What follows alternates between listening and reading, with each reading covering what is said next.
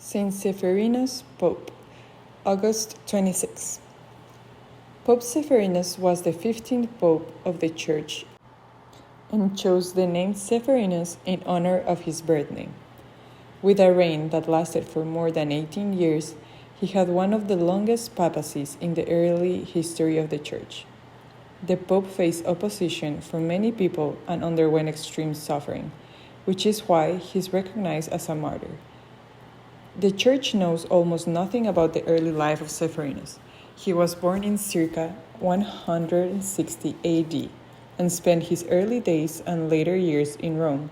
Historians believe that he was likely an administrative worker and did not have the formal training and education that other popes had.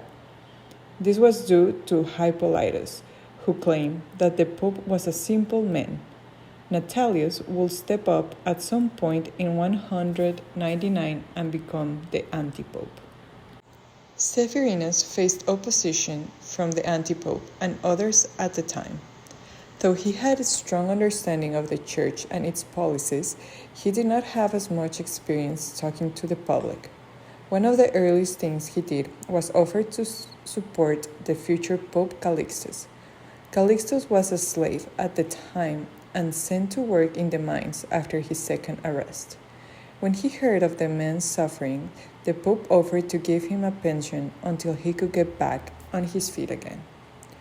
As the Pope, Zephyrinus was forced to deal with Emperor Severus, who was against the Church teachings.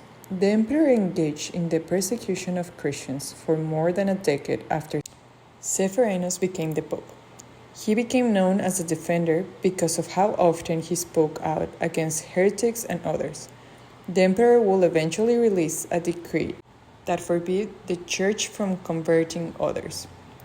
The issue between the Pope and the anti-Pope came to an abrupt end when Natalius was persecuted by the emperor and his men. He claimed that he had visions where angels warned him about his beliefs and encouraged him to return to the Church. After a harrowing dream in which angels beat him for several hours, he repented for his sins and begged the Pope to forgive him. This was likely one of the last things that Zephyrinus did before he died. Zephyrinus was not a martyr in the traditional sense of the word. Rather than killing him for his beliefs, his opponents made his life extremely difficult, which led to his death at around the age of 57.